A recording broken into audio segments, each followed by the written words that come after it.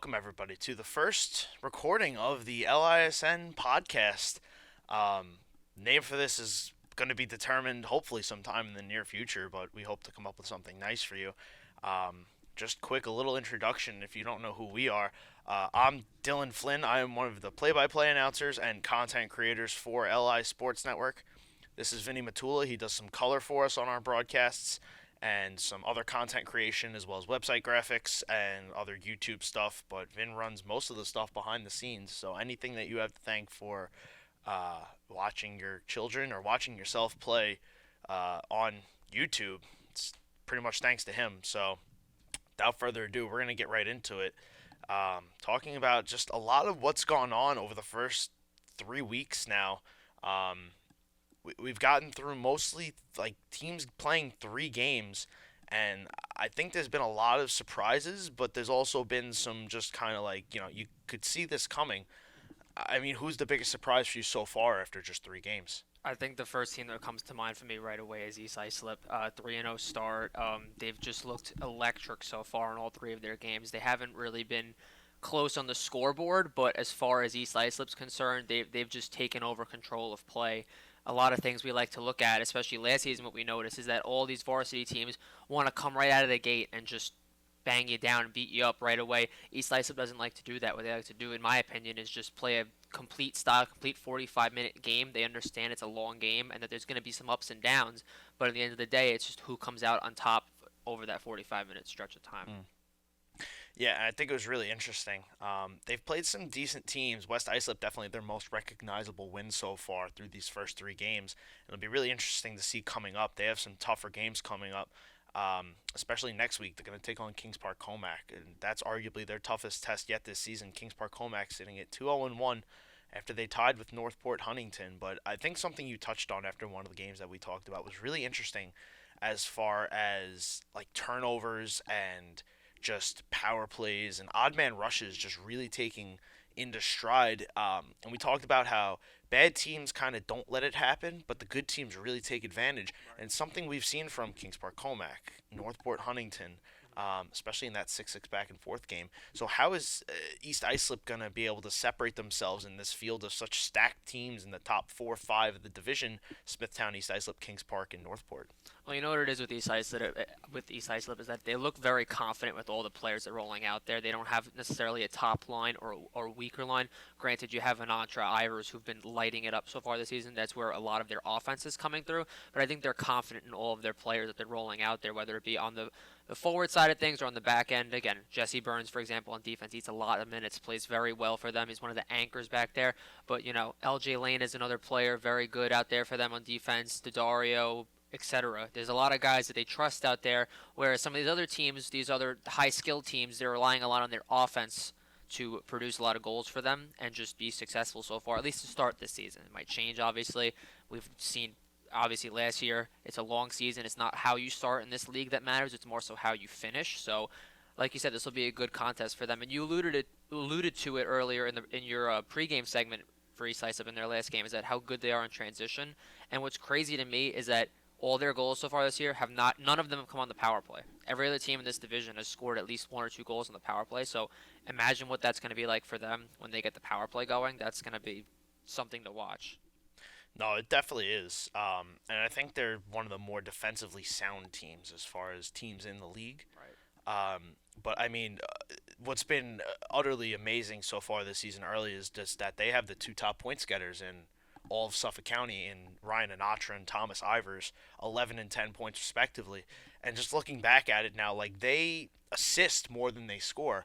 So that really just tells you that they're not going to have to be the scoring guys down the stretch, is that they can feel comfortable playing their game. They can set people up and they can trust that their teammates are going to bury in the back of the net. Dominic Magro has had 2 big 2-goal games. They're getting help from everywhere. Lucas Ferrazzi has been a noticeable player for East Islip, scoring big goals in games. Down the stretch, you just got to think that if these guys can keep it up, like who's going to beat them? Right, exactly, and that brings up, that was the point I'm trying to make too. Is that all these players, they trust everyone. Another kid you didn't mention too, I think is having a really good start to the year is Andrew Wurst. He had 2 goals against West Islip. He He looks very good to start the year, and it's just any one of those guys you could trust for East Islip. You know, like you said, Anatra Ivers, they don't have 6, 7 goals, granted, but they're able to pass the puck to everybody. And you know what it is too? You brought up Magro, and that's a perfect example too. He's such a smart player. He's always in the right place at the right time, and I think he complements their style of play very well. Another player too is right up there in the top of the points for their team is Anthony Pepe.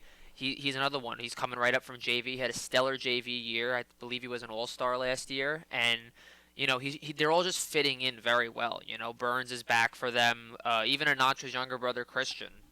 They're all contributing in their own way, but it's showing mostly on the offensive side because they're all in the right place and at the right time. So it's not like they're not needing to look down to the bench and say, okay, Anatra, you go, Ivers, I need you to score a goal. They trust all their players to play in a great style that they have at least to start the year, and it's really shown up as far as the results so far.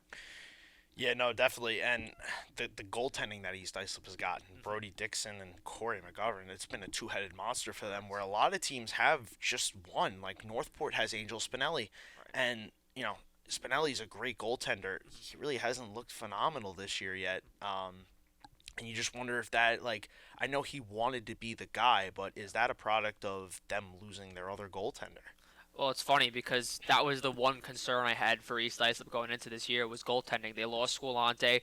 Panullo played a couple of games for them as well, but I kind of had a feeling both of those guys, Dixon and McGovern, were going to come up from JV, and they're both very good goaltenders. They both had their opportunities last year in the playoffs. Dixon played very well in the quarterfinal and even the semifinal against Smithtown despite the loss, but that was my main concern for them was, I guess, were they ready to come up and play varsity the way they have been? And listen, they've allowed 4 goals so far in 3 games, and when they've been called upon to make a key save or especially a timely save, there were times in the West Islip game earlier this week where it was only 1-0 or it was even tied 1-1, and the chances for West Islip were there. Like, that wasn't a question early on, but it was just how East Islip responded as the game went along, where West Islip didn't have those quality solid scoring chances.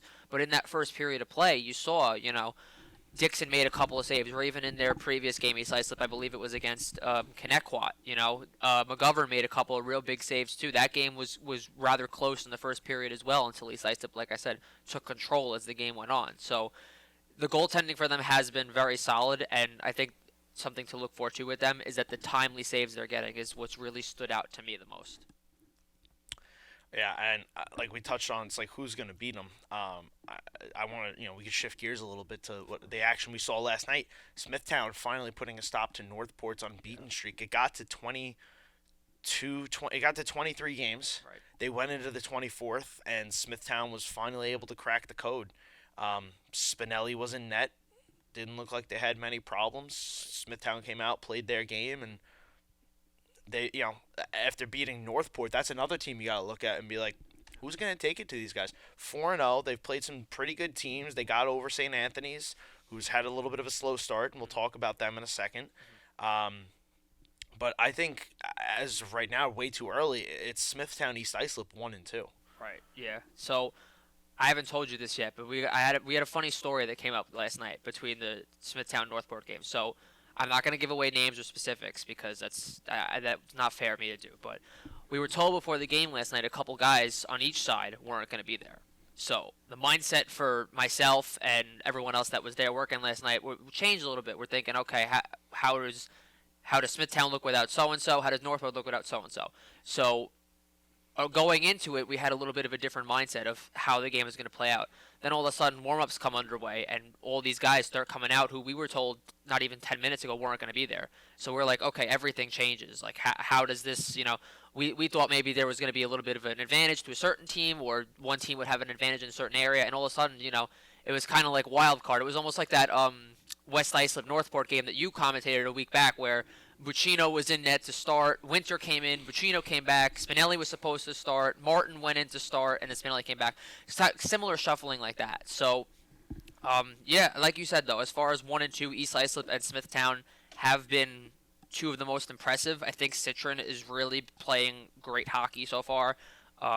If I'm not mistaken, I don't think he's allowed more than 2 or 3 goals in all of his games yet. He hasn't allowed more than 2. So Right. he has a goals against average of exactly 2. Right. which in high school hockey, that's a recipe for success That's great. every Yeah. day of the week. I know something that we've harped on that we really want to see is a shutout, and Yeah. we've talked about what happens when that happens. Um, but I just don't think that that's a possibility with the I don't want to say the level of play, but just the amount of things that can happen in a high Right. school hockey game. It's not so crisp as an NHL style game, and there's just a little more, you know, like last night in the St. Anthony's game, a puck's thrown on net and it bounces through the goaltender's Right. legs into the net. That might not happen in an NHL game. These kids are still learning and developing, and it's phenomenal to watch them because they have a million times more talent than I'll ever have playing hockey. Right. But um, I think a shutout is truly a miraculous feat. And if I had to put money on it, I think Jake Citron is going to get to that peak first. Yeah, I agree too. And like you said, you combine that with the skill that there is this year and the competition. I think it's a lot more fierce this year than it was last year. And again, there were a lot of good players that played this year. Don't get me wrong. A lot of players that aren't playing this year because they graduated.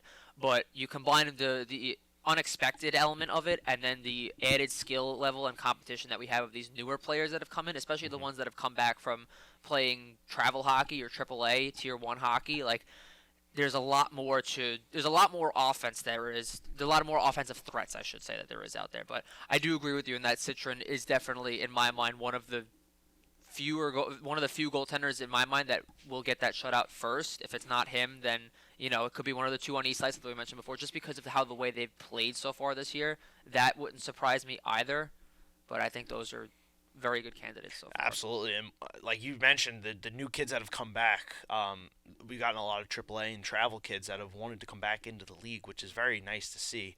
One of them, Billy Collins on Northport now, Right. making the return to Suffolk County High School hockey. Mhm. He's really trying to start to emerge as the guy that Northport's going to need to turn to down the stretch, Yeah. and they have a great supporting cast in Paragallo, Savaglio, Agafanov, Kraft, Giacopi. He's scored a big goal for them against West Islip. Yeah.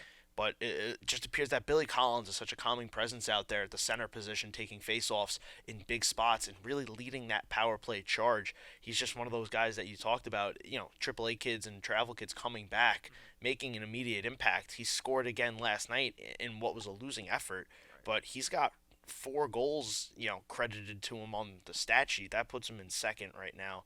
I Yeah. think it's third because I think Kankowski is robbed of a couple goals, Right. and the stats do need to be corrected. We do understand this, and we're going to try our best to fix this. Um, but I mean, Collins has been a great player for Northport, Yeah. and losing Patelli and Hansen and Meyer and Mackolts and the countless names that took them on this run last year, it's just so impressive on their part that they're able to recoup players and really turn their ship around and still assert their dominance on so many teams night in and night out. Yeah, you knew there was going to be a little bit of a drop off in some way, shape, or form with all those players departing. And think, like you said, Collins not only is playing well himself, he's got 2 shorthanded goals too. He's leading the team in that aspect, but he's also helping out those other players too. Gafanov is another one leading the way for them as far as points go. Paragallo is playing really well so far to start the year, and even some of their other guys, Blake Belt, and you mentioned Giacopi as well. Big goal against even Kings Park. That was a go-ahead goal at one point before Kings Park tied it, and they ultimately tied in the contest. But a lot of these players, not only have he been able to help the returning players, but also those newcomers like Giacopi who've come up from JV, who played so well down there that now they look to them and say, okay, how can you help? How can you help us now? We talked about this a little bit last week too. Another player who really stood out to me, especially at nationals for them, was Sean Tittle, and I think he played very well last night too. I don't believe he got on the score sheet. Yeah, he didn't get on the score sheet last night, but he's just like once those guys find their stride and once they get comfortable with each other and how they're playing, I think they'll be right back up there in the top 4 or 5 teams in this division. Yeah, no, Tittle's absolutely been noticeable for me, watching over these games and whatnot. He's just somebody that you see out there constantly. They put him on the power play. They put him on the penalty kill. He's constantly trying to take a breakaway and go after the net. Um, so he's a guy that could definitely down the stretch be someone that they turn to. Yeah. It's all just going to depend upon consistency and who wants to step up and be that guy. For me right now, I think that's Billy Collins, but we're so early into the season with Right. so far to go. It could change. It could be somebody that's not even on the radar right now. Yeah. And I mean, as far as not being on the radar, how about the season Peter Petito's having? Oh yeah, yeah. When I talked to George back in August, he was very adamant in saying all the guys they had on their team that play travel hockey, such as Petito, Trites. You go down the line, other players that he has too. They didn't really have that standout year last year because just the way they played last year was so much different to this year. And George assured me, he goes, "Look, these are really good players. There's a reason why they're not only on this team, but the reason that they're playing such a high level of travel hockey too. They're really good players, and it's just a matter of getting them, not just them going, but the way they're able to distribute the puck throughout the whole team. Petito has out of his 10 points, he's got 7 of them being assists. So." He's had a couple of good goals, big goals, especially Trites as well, but how they're impacting that the rest of the team too. Obviously Noche is going to get his share of things too, coming back from last year, senior year, captain this year, big year for him. Mm-hmm. So, and then it just goes down the line. He was hyping up Nolte to me, George, earlier in August, saying he's going to be not only one of their best defensemen, but one of the best guys in the league as far as defensemen go. So, it's just getting all these travel kids to buy into this system, and I think there's been a noticeable difference so far this year. Again, like we keep talking about, it's very early on in the year, but they're all playing a much different style last year, and it's really benefiting them. They're not looking towards 1 or 2 guys who really stood out for them last year and could have been argued as like MVP type players. They're all contributing, and it kind of reminds me of how East Islip is and how George decided, we want to run 4 lines, and we want to trust all those guys that are out there. All 4 of those lines, in my mind, none of them have disappointed. None of them are weak links, so to say. You can roll out all 4 of those lines and say, okay, Trites' line, go out there and score a goal. Solomon's line, go out there and score a goal. They're all contributing, whether it be offensively or just, blocked shots last night, too. Trites is leading the way offensively, but he's still out there. That's not a penalty kills. He must have blocked 2 or 3 shots when Northport was down a goal or 2 on their own power play. So it's little plays like that where I'm just like, these kids want to buy in. And, one of the preview articles that I wrote on them, at the end of the article, the last quote he gave to me was, these kids will do anything in their power to win a hockey game. And it's really showing so far for them. Absolutely. And it's funny that you bring up how different this year looks. I was talking to Joseph Walsh a couple days ago. I happened to bump into him. And he was just asking how the league looked because, we'd been underway for a little while. Excuse me. And I told him it looks different, but it's a good different. Yeah. Last year was so exciting, and it was my first year coming on with the company, and really my first introduction to high school hockey. I knew people that played, I had friends that played, but I never really grasped the concept of what it was because it was such a foreign thing. It wasn't on campus, it wasn't being played, it wasn't promoted. It's such a different thing. But now that I see it, I've fallen in love with it, and it's something that I look forward to every day. Yeah. But last year was very exciting and very intense, and the kids were so impressive to me. And this year definitely has a different feel to it, but I think you're right. I think it's a much more team-oriented feel where each team had like a guy and a player that was the standout. I'm gonna do it tonight, every night. For Connect Quad Sayville, it was Colin Bizel doing it every night. But for the top teams this year, the top 4 teams, Smithtown, East Islip, Kings Park, and Northport, it's a collective group effort, and that's what's propelling them. The SCHSHL and the West Islips, I think they still got to find that collective group effort, and those 2 teams right there are surviving on the backs of Thomas Konkowski and Kieran Pollard, respectively. Albeit SCHSHL has a little more of a supporting cast for Konkowski, I think right now that is more established. West Islip has the capability. I think they just need to find their stride. They're a very young team, but I mean, it makes sense in that that's your 1 through 6 with SCHSHL just edging out West Islip by a win. Yeah. So the trends are starting to show, and it's very early, so it could all flip, and we haven't even hit October yet. Yeah. But it's just very interesting to see. But we talked about Peter Petito before and how his points are. Thomas Konkowski had another hat trick last night in that Sachem St. Anthony's game, as we're going to change some gears here. And before we get into the game itself, I just want to touch upon this small topic here. So Konkowski now has 7 goals in 3 games, and I know it doesn't reflect it on the website. Again, we're going to work on the stats, and hopefully we can correct this. We're just as upset as you guys are, believe you me. But on tape, and it's known that he has 7 goals. Right. You touched upon this, maybe jokingly, after Pollard and Brazel put up 5 in their first 2 games. Mm-hmm. What do you see as like being the the winning the goal leading scorer total. Is 50 a possibility? Is it like very far fetched? Is that like just impossible? What are you seeing as far as that? See, I think 2 weeks ago, or even a week ago, if you asked me that, I would have maybe considered it. But I think once these teams get to like the heart of the season, we get to November, December. Granted, it's a much smaller field of teams this year. Last year there was 14 teams, so each team played each other at least once. Maybe there were some two matchups. This year, each team plays each other at least twice. So I think there's a little bit more of a defensive scheme involved, especially that second time around. I don't think we talked about it earlier. Both of us are dying to see a shutout in varsity this year, and I think ultimately it is going to happen. It's just a matter. It's not if. It's just a matter of when. I think a lot of these teams, especially going into November, December, they're going to be able to generate more of a defensive effort and outing, whereas you're not going to see these 6-6 games like we had last week, earlier this week, or a 6-3 game, or even a 5-4 game. You're going to see a lot more of that 2-1, 3-2 style of play, just because that these teams will get to know each other a little more. You'll have Smithtown and Northport, for example. They play each other 3 times. Like, that's going to be a crazy series, in my opinion. Northport, West Islip 3 times. It'd be very shocking to me to see those high-scoring efforts going forward, especially when a game like Northport Smithtown, or even Northport West Islip, they're within 1 or 2 goals of each other the first meeting.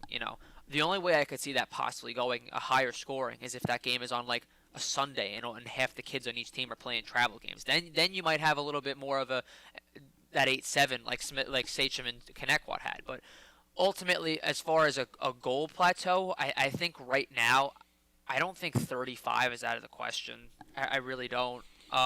50 points is definitely more logical. Heck, with some of the way these kids are playing, maybe even 60.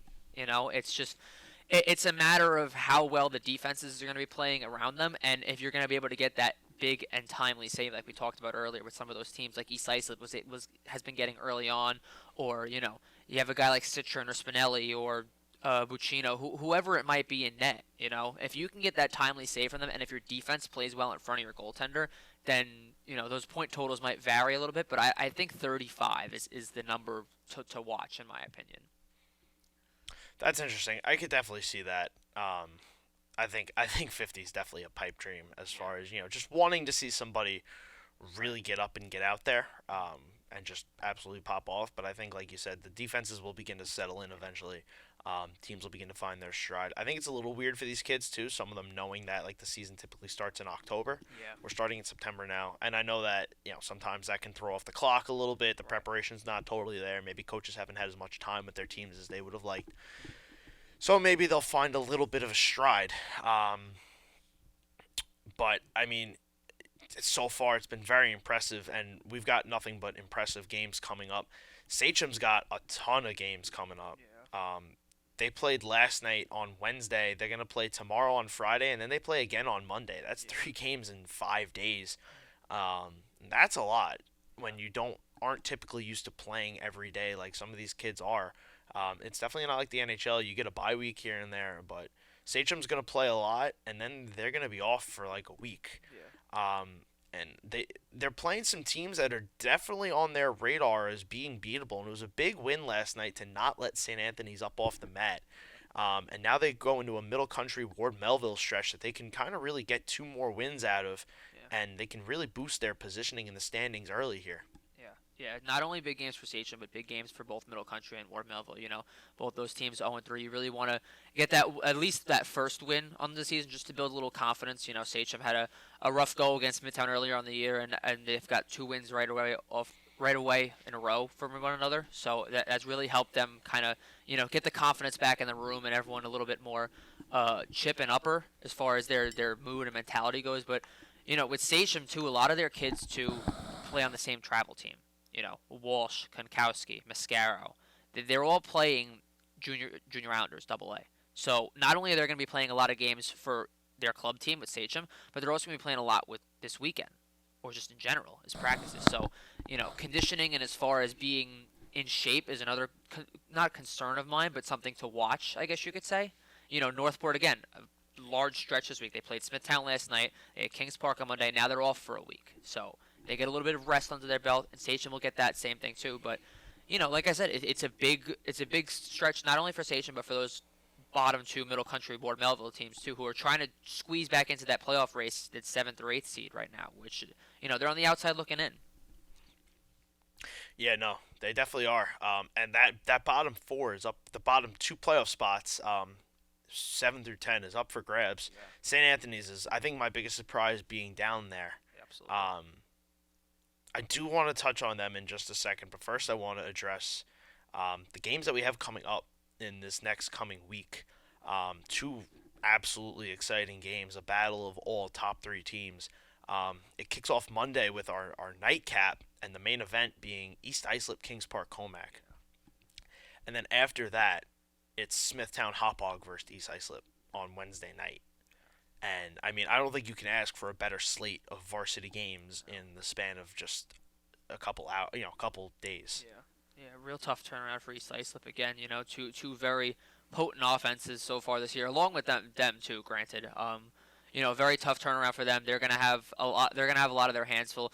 I think East Islip, you're gonna see a lot similar play with Smithtown that they like to have, as opposed to Kings Park, where yes, Kings Park also has a very potent offense, and they have a lot of guys who they've been getting goals from. But obviously you have Brazel, Prang, Abazis, Lemza, Granelli. The list goes on there. Same with Smithtown too. But I think Smithtown's, we've seen a lot more of a team style game, like we talked about earlier, is like East Islip has been playing. Whereas Kings Park, a good portion of their offense is coming from that senior duo of Prang and Brazel. So I'm curious to see how that goes. I think that'll be a really good, again, defensive goaltending matchup too. I'm curious to see how the Chiefs roll out their tandem so far in that little stretch there, but we'll see how it goes, and I think we're in for a real treat this upcoming week. Absolutely, and I couldn't be more excited to call those games Sunday and Monday, and especially the East Islip Kings Park game. I think that's what I'm looking forward to most. I'm still trying to recover from the Northport Kings Park game and the excitement that was. I feel so robbed that it had to end in a tie, but the rules are the rules, and that's just how the cookie crumbles, I guess, at the end of the day with the time slots and whatnot. But they'll play again, and we'll definitely, hopefully, be able to decide a winner. And if not, if they end up meeting the playoffs, then you have to decide a winner. So you just, you hope that eventually we'll get to see that repeat, and that games 2 and game 3 and however far that they're going to go are just as good as the last. And that's a good thing too about these earlier games going on, and that these games that are ending in these ties, these close battles, it gets these kids ready for what January, February is going to bring, because playoffs don't start until late January, early February, but everyone's jockeying for position right out of the gate, and just getting ready for that sort of competition and feel means a lot more now than you think it does, because when you get later on, we talked about it, how Smithtown's trying to lock up a 5 seed or a 6 seed last year, or 4 seed I should say, and that late goal by St. Anthony's, that's one thing that really pondered in my mind, like if Smithtown holds on and wins that game, how does the rest of, like, are we sitting here today saying that St. Anthony's is the reigning champions at 0-3? That's something where these games early on, they mean something. Don't get you wrong. Don't get you wrong on that. Oh yeah, no. One of my favorite sayings in sports in general is in baseball mostly, is that you can't win a division in April, Right. but you can lose it. Yeah. You can't win the division in September, but St. Anthony's has certainly put themselves in a hole. And I wasn't in the building last night, so I had to go back and watch the game on YouTube. But I'm trying to prepare for Sunday, just trying to really figure out what this St. Anthony's team is about, because I have a good idea of what every team's identity is and kind of who you can see like starting to really kind of try to pull out and emerge. It's weird. Like, I don't know if it's even a logical reason, but I just feel like they don't put enough challenging shots on goal, if that makes sense. I know I texted you before and I said that there was something I wanted to talk about, and this was it. Like, as far as it goes, like, they have some questions on the defensive end with turnovers and play there, but I think offensively, like, they look like they're establishing position. They had so much offensive zone time against SCHSHL, especially in that first period. They only come away with one goal. I just, even like a team like Ward Melville, they don't hit the net as often as they should, but they let shots go with a ferocity that it hits the glass. You got to get the goaltender thinking. I think St. Anthony's just puts too many soft shots on net that are too easy saves, and they just don't put enough challenging shots on net. Yeah, it's exactly what I'm thinking too. One of the first things that came into my mind, we were trying to figure out last night, like, what is wrong with St. Anthony's, quote unquote wrong. But I think that one of the first things that came into my mind is exactly that. I think they're not keeping their offense simple like it was last year. Last year you saw a lot of simple play from them, and the talent on their team, it really just jolted out, and they were able to just beat teams handedly at times. Just the way they were keeping their offense is just a very simple thing. I think this year they're trying to do a little bit too much, which I don't think they need to do. The game against Smithtown, that's a winnable game for them. The game last night, even, that's a winnable game for them. Granted, 3-3 going into the third, I still think that's a winnable game. There was one shot that we were able to get last night late in the game. I believe at that point it was 6-3 Sachem, and you just saw both the coaches on St. Anthony's arms folded over. Like, you could tell, like, they just, not a lot was going right for them last night, whether it be just the way they were playing, or even some of the 50-50 calls that didn't go their way, or just an offsides that should have been called that wasn't called, or whatever the case might be. There just wasn't a lot right. Game ends and you hear kids slamming their stick against the boards, throwing their gloves across the bench. It's just it's not a great look so far. But again, we talked about it before. In this division, in the year and 2 months that we've been covering this league, a lot of it has to do with it's not how you start and it's how you finish. Last year, for example, Ward Melville 3-0.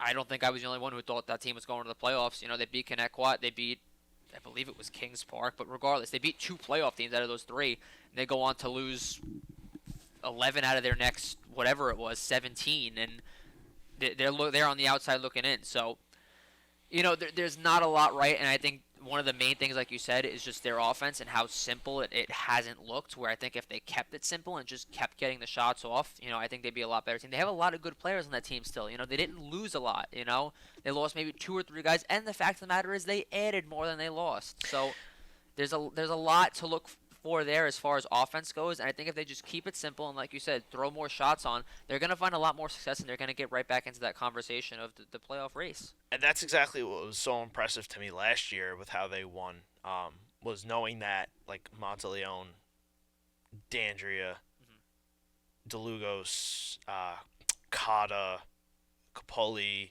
Nealon, all these guys were going to come back. So they did not have a senior-ridden team, which you see a lot of in this league, because you'll get kids on JV that are playing till they're juniors just because there's no space for them on varsity, and then when they come up, they're seniors and they're trying to get a feel. This team was young and they were good, so you just figured that this was going to be a dangerous powerhouse of a team. And yeah, it's been so shocking to me, but I don't really think it's time for them to push the panic button yet. Like you said, it's still so early and things can change so drastically so quick. There's plenty of time left. There's so many games left, and they have a lot of games coming up against a lot of good teams that they can make up some ground if they really start to figure it out, and they can make up points. Yeah, and I think one thing too is, I didn't mention this before, but mistakes right now are really killing them, as far as whether it be defensively, like we talked about with turnovers or everything, or just even offensively. There was another play that really stood out to me last night was the kid on their team, Matt Dan. He's a really good JV player. I thought, even though he didn't get on the score sheet, I thought he was one of their more noticeable players all of last night. Prime chance late in the game last night, and Giulietti just absolutely stuns him with a glove, and just the reaction that he had and the coaches had. And there was another chance earlier in the second period that Giulietti made another good stop on, and just the reaction all these kids have looking up to the sky and looking for answers. And it's like, they're right there. Like, trust me when I say it, they're right there. Like, it's a lot of growing pains, if you will, right now, just because they're still trying to figure themselves out this season. But I think they just got to keep going along. I know it's very easy for them to get frustrated because the results haven't been there, and quite honestly, they're not used to losing. They lost 4 games all of last year, whether it be the county league and states combined. They're just not used to that feeling, and those kids are hungry for it. You take a kid like Nick DeAndrea. He's there 3 hours before the game last night. He's locked in. He's ready to go. Again, I thought he was one of the more noticeable players for them in general last night, even offensively. I believe 2 assists, last night. But, those are kids where it's like you look to those kids who have been there and are seniors this year, and they want to right the ship on this team, don't get me wrong. Like, him, DeLugos, all those top guns who played so well last year, they're just one game away from just getting back on the horse and just playing well. I think it just takes that one win for them to say, all right, we're back, quote unquote, we're back, and we'll just keep going, and we're just going to keep trucking along and get right back into that mix, and no one needs to doubt us anymore.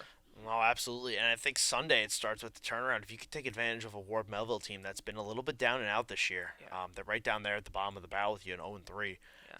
You got to really try to fine-tune it up. You take a couple hard days of practice over the next course of the week, and then the stretch starts. You got back-to-back, like the gauntlet gets thrown down. East Islip, Northport, October 9th and October 10th. Yeah. That's it. Those are the games that you need to make up right there. You win these next 3, you're not only 3-3, but you've sent a message to the rest of the league. Right. The switch has been flipped. We're back. Here we come. Yeah. And then if you win those games, then you go into a game against Middle Country and Connecticut, again, two of the teams that are going to be fighting for that 8th spot, but teams that St. Anthony's can certainly beat. And if they do, and you look at this, that's a 5-3 turnaround right there, and the 0-3 start's all but forgotten about. Exactly. Yeah, and that's like we talked about earlier about how these games in the beginning mean something. Like, yeah, they are 0-3 now. Like, let's call a spade a spade. But the fact of the matter is that you win 5 in a row hypothetically, then no one's really looking at that 0-3 start and saying, oh, what if? Because at this point it's a matter of who's going to take down that top 3 of KPC, East Islip, Smithtown. Who's going to really give them a run for their money. And St. Anthony's could be one of those teams. St. Anthony's was 1-goal game the whole time with Smithtown. They're absolutely up there, and especially that East Islip game. That's a game that really interests me because of how different the style of play is with East Islip not relying on certain players, and they're confident right now. They're a confident group of kids, and they're not a senior-ridden group either. Like, those kids are going to be here to stay, not just this year but next year as well. So, like you said, it starts with Sunday with Ward Melville. I think that first win, if they're able to get it this Sunday, will do wonders for them, and I think it'll really be like, okay, Now we can get back to St. Anthony's Friar style of hockey. I think that starts with that, and you take it one game at a time from there. But I think you're onto something there as far as putting together a nice stretch of wins, whether it be you go 5-0, 4-0-1, even 4-1. Then you're 500, and you're right back in that conversation of just that 5-6 seed or so around that general area. Absolutely, but I mean, we say the 5-0 stretch, and sure, you can go 4-1, but there really isn't an option to go a lot less than that because you start really putting yourself in a hole. You really start nearing the middle of the season once you get through this stretch of the next 5 games. That's 8 games played already. You got 12 on the back end, but there's a certain point where ground has to be made up. Like Smithtown and East Islip and Kings Park already have 4-3 wins. Kings Park took a tie, so they have 5 points, but there's teams that are, setting the bar very high, setting themselves up for down the stretch when maybe some things, go wrong, because things go wrong during a season. You're missing kids because of travel, and there might just be times where you just don't have your full force roster. But I think that the good thing for St. Anthony's too is a lot of these games coming up not down the stretch, but in this upcoming stretch, is Smithtown, East Islip, and Kings Park all have to play each other. So somebody's going to have to lose or somebody's going to take 1 point home. They're going to beat up on each other, and that's going to allow you to kind of open the door and get a little back into this race. Yeah. The one thing at a disadvantage for St. Anthony's, especially this year, is that just how more fierce and intense the competition is. Last year, there were certain areas where they could say, okay, they had the rough go against Northport, the 5-0 loss, and it didn't really affect them because they knew they had other games upcoming, and they played so well last year. But the 0-3 start this year has really hurt their chances as far as now is crunch time for them, in my opinion. I think you like you said, you can't really afford to lose a couple more games in this next stretch or so because it affects the race as far as January is concerned, and it's just like you want to get that confidence up. You don't want to slip more than 0-3 because then it just starts to really be like, okay, can we make up that lost ground? And Sunday's game is a lot bigger than they might think it is, and it's even bigger for Ward Melville too. Those are 2 0-3 squads. They both have talent on there. Hobbs, Clifford for Ward Melville. Those are 2 fantastic players and 2 drivers of that offense. And don't be surprised, in my opinion. This is just a prediction here. You had your prediction with Lemza on I believe it was Monday, and that came to true. And I'm hoping my prediction here comes to fruition as well. But don't be surprised if that game's a lot closer than people might think it is. Like I can't see St. Anthony's running over Ward Melville. I'd be very surprised if that were the case. I could definitely see that based on just how Ward Melville responded on Sunday against Smithtown. Right. Doing that game, I just totally thought Smithtown was going to come in, dominate, and run them over, albeit Smithtown was missing some kids, and so was Ward Melville. They were very short-benched, which made it even tougher for them, but even more impressive that they stuck in it as long as they did. They had a lead after 15 minutes. So they're not a team that's going to be just pushed over, and I don't really think there is any team that can just be pushed over. No. The 10 teams, and then like we lost teams from last year, like we lost ESM, we lost the Suffolk Ice Wolves, we lost St. John the Baptist, we lost Pat Med. So those kids enter the draft and they expand the rosters, so you kind of get a spread of talent.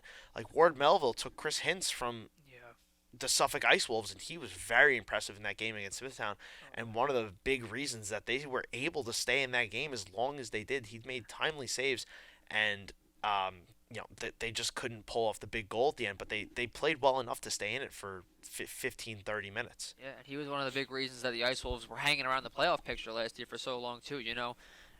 The one game immediately comes to mind when I hear that guy's name is just the 50 saves he had against East Islip last year. Like, they're 20 seconds away from stealing a point and going to overtime against them. And, he's a big name for them. And he's going to be really relied on as far as, try and sneak into that 8-9 seed, whether it be, later on in the year when the points are going to be really important to grab. But, that's a big add for them. And it's a lot of their other players that they have, Hobbs and Clifford, like we talked about before. Those are teammates on Junior Islanders Elite. Like, those kids, they know how to play. Like, and they play with each other in such a high level as is. So, especially Clifford being senior captain this year for Ward Melville, like, you're not going to be able to push him over. Like, he's too good of a player, and he's got a lot of weapons around him too that can really make him dangerous. I just want to look at one last thing too.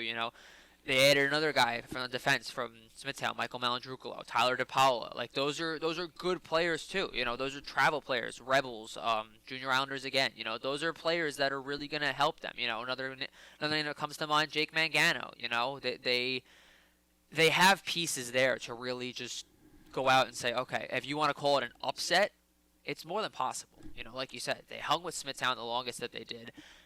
And again, I think they're a lot better than 0-3. I mean, as long as we're on that same discussion as records go, I think all three of those teams are a lot better than 0-3 say. Like, I think it boils down to how well the competition has been this year. And if you look, Middle Country has had 2 1-goal games, but yet they're 0-3. Like, go figure that one out. And none of those teams are pushover teams by any means. No, Middle Country definitely surprised me, especially with their first couple games.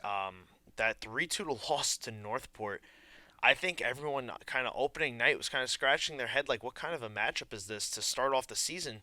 And Middle Country just came out with a fire and a blaze, and for a minute there, you were like, are they going to win this game? Yeah. And then they played East Islip, and they took a lead into the second period, and you're like, is this team going to be a lot better than we thought they were going to be? And I know we had a discussion after that game as far as who is Middle Country and who are they going to be. I think they're still trying to figure it out. They're a young team as well. They have a lot to figure out, but it's very impressive what they've been able to do so far, and they'll get a couple wins this year against some teams. They'll be able to steal a couple. But I think what that Middle Country East Islip game really revealed for me was the whole game plan behind what East Islip's going to do this year as far as just grinding down teams and waiting them out. Yeah. And you know what reminds me, too, is that those two 0-3 teams, Ward Melville, Middle Country, they have one thing in common. They have a really good goaltending system. They have Sittler, Middle Country, and they have Lucente, who's playing at a really high level, Junior Islanders Elite. Hintz is there for Ward Melville, too.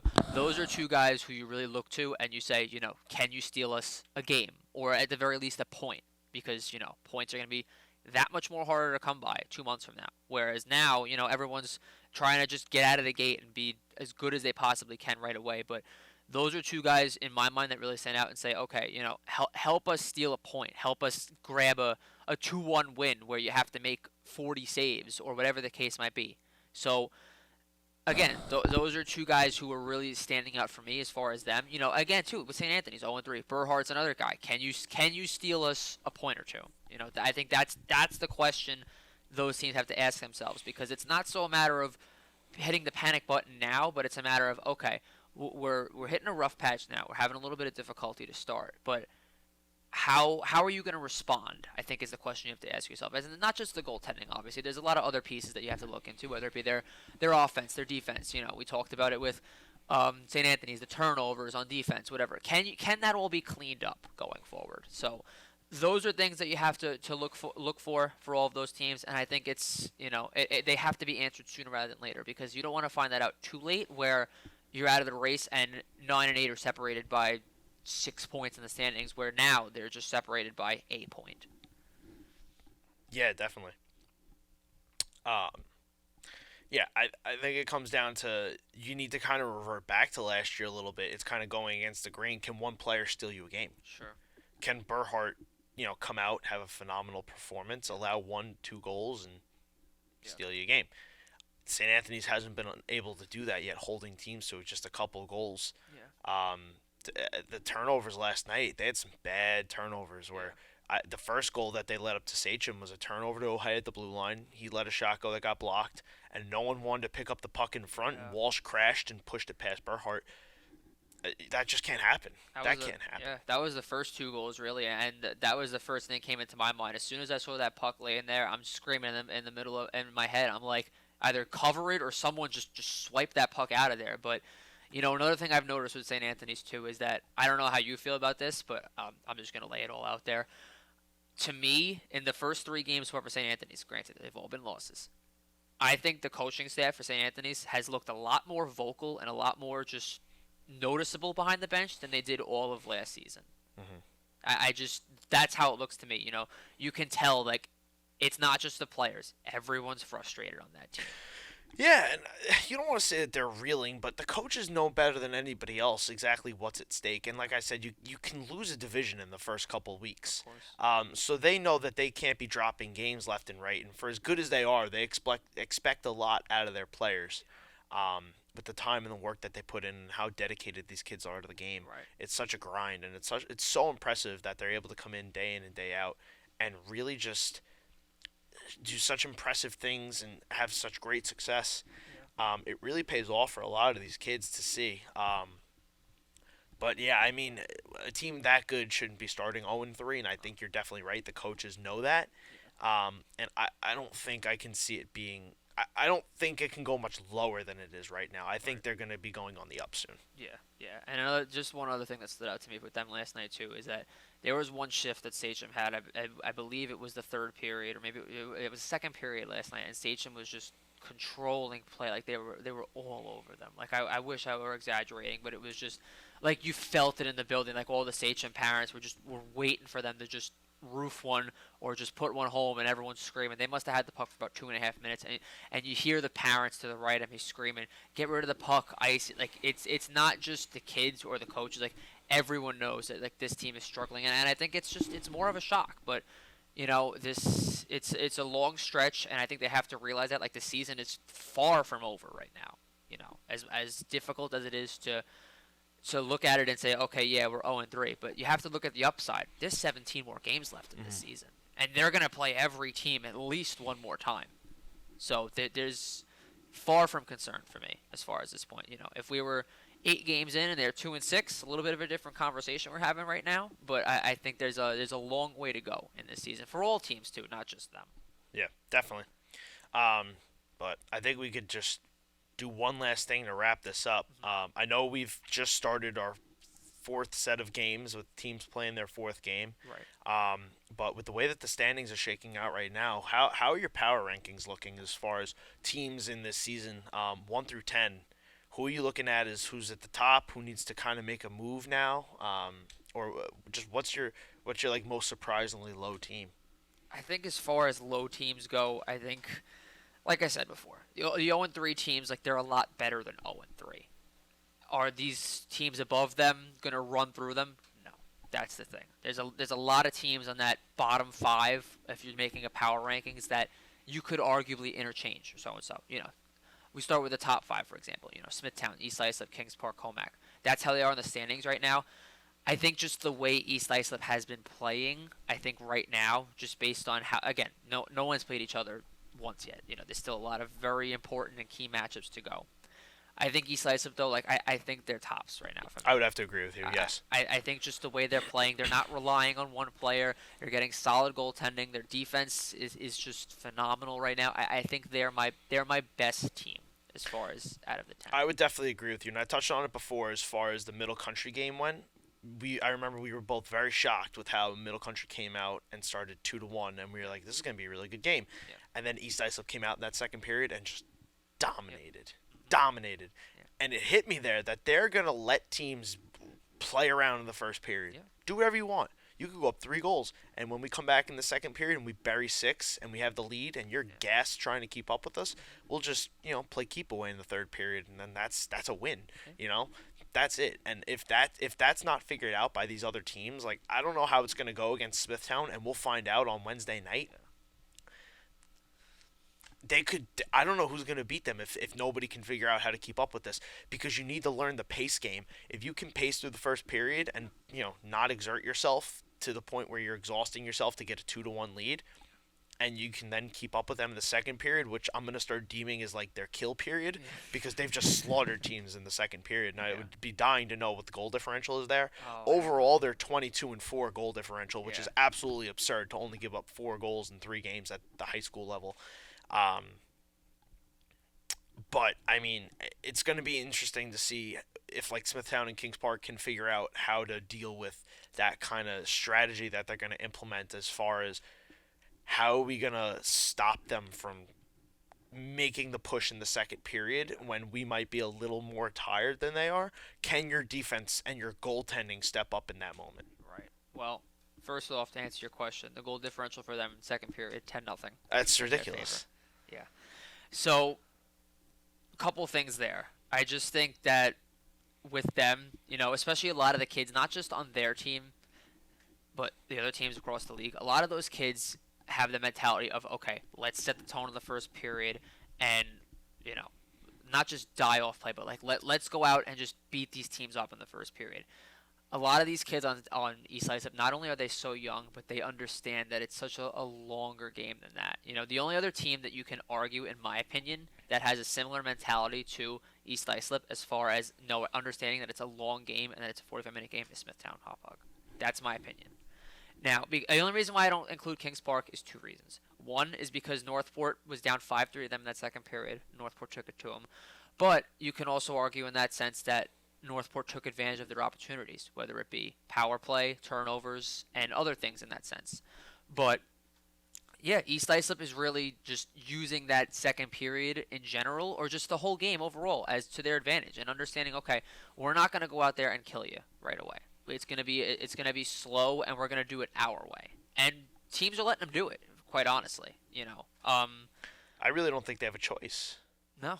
I don't think there is a choice to be out conditioned, and it just looks like they just don't lose gas, and they honestly kick up a gear in that second period. It's scary. Yeah, absolutely, I agree, and that's why I think, as far as similar style and similar team play, that's why I think I put Smithtown at 2 as far as power rankings go. Just because, again, they're not relying on 1 or 2 guys. Let's give credit where credit's due. Trites and Petito have had stellar seasons so Absolutely. far. But you look down. I mean, for me at least, I look down that roster and I say, okay, why can't so and so? Why can't Azara have 2 goals a night? Why can't Conlon have a goal this night? All those kids are going to contribute, and in some way, shape, or form this year. As far as the other top 5, I think Kings Park and Northport interchangeably 3 and 4. They proved it to us on Monday night that either of those teams are right there, and we said it too after that game. If you put those, at least I said it. I mean, if you put those teams against each other 10 times, I think Northport wins 5 of them and Kings Park wins 5 of them. That's how even I think those teams are. Again, we might have a different outlook on it when they play each other second and third time come November, December, even January, but I think right now they're very similar as far as style of play goes. And I think 5, honestly, is SCHSHL, and the only reason why I don't have West Slice there is because SCHSHL has, like you said, a better supporting cast around Konkowski. And again, Kieran Pollard, stellar player. Konkowski, stellar player. But it's who's been around the 2 of them that have impacted their team respectively. Konkowski has a lot of options. Coach LaRochester was saying before, earlier in August, he was telling me, we don't play for headlines. We don't have these certain kids go out there and expect them to score 4 or 5 goals a night. I love the way he's doing things so far as splitting it up. One night you have Konkowski playing with Calbert and Mora or O'Hay, or he throws Konkowski with Ciani or Gandolfo. It's such a there's so many options on that team, and that's one team for me that you could say, okay, can they take it to the next level where East Islip and Smithtown are?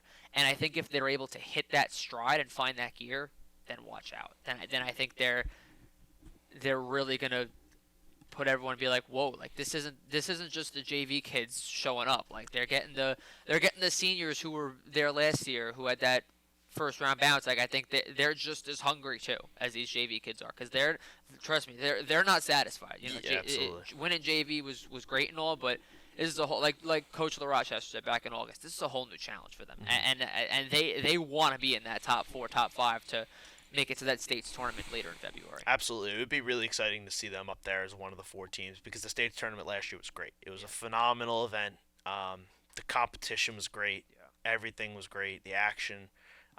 So to see Sachem up there would be very interesting. And Smithtown's definitely hungry to get back there too. I know you had them at 2, and I definitely have to agree with where they are now and the way that East Islip's playing. But to see this rejuvenated Smithtown team, I guess, a team that's been so dominant over the last decade, winning county titles, winning state titles, going to nationals, making noise there. I think to see them back at the top and kind of as dominant as they are right now is a little bit, I don't want to say repetitive or refreshing, but it kind of feels right. Like that's where they belong. Right. Seeing them that 6th seed last year was just a little bit weird. And they still made it a really good game. That you could say that was one of the better first round playoff games that we had.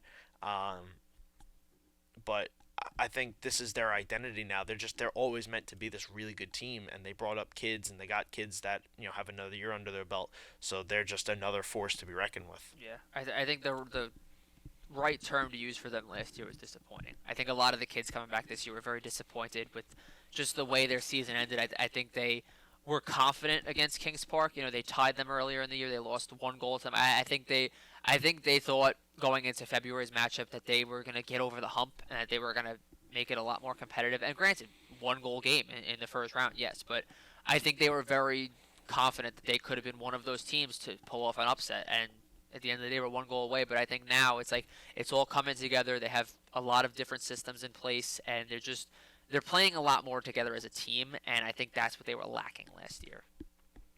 Absolutely.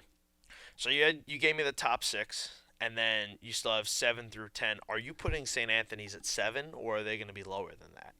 I'm putting them at about 8 or so. 8? Okay, Yeah. so then who's your 7th team? Right now, I think it's West Islip, and the only reason why I have West Islip there is as far as a win. Oh, excuse me, Connecticut. I'm sorry, West Islip had a 6. Yes. I think Connecticut is the only reason why they have a win under their belt. I think there's a lot more confidence in that room for them too. I think those bottom 3 are a little down on themselves right now, and I think that'll only like you said, it'll only go up from here. But I think you have to get that win first in order to be ahead of there. And as far as I'm concerned too, with Connecticut, they had another 1 goal game as a loss. Two out of 3 St. Anthony's losses have been multi-goal games in games in which they were outshot and just flat out outplayed.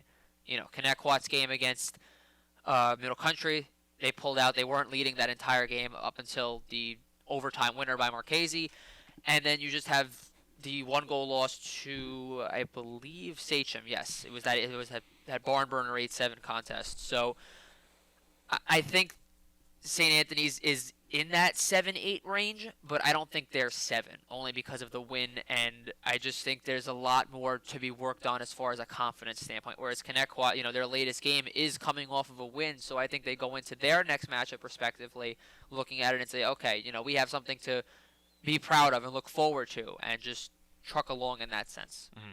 Absolutely. A win is a win. And that's 2 points, and they are very, they've won a game, so they're very deserving to be sitting in that 7 slot right now. But like we talked about, it's still very early, so this could all shake up down the stretch. Yeah. But I think this was a good first episode to kind of get into the groove of, the season has started.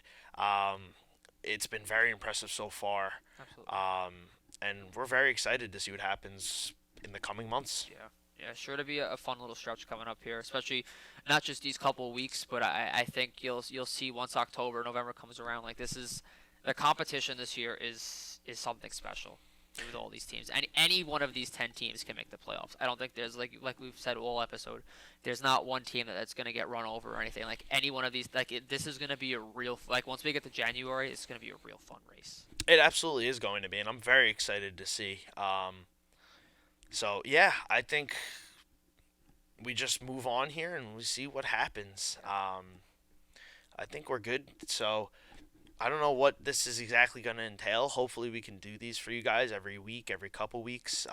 We'd like to get a couple games under our belt at least to kind of reevaluate some teams, and just be able to produce some content for you guys. So hopefully, this is the first of many episodes to come, and we get the green light to kind of put this out there. Absolutely.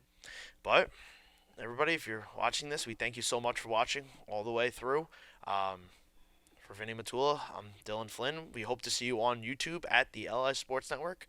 Also, check us out on our social medias, Instagram, Twitter, Facebook, and TikTok at LI Sports Network, for all exclusive social media stuff. But other than that, hopefully see you guys in the next episode, and can't wait to see what's to come.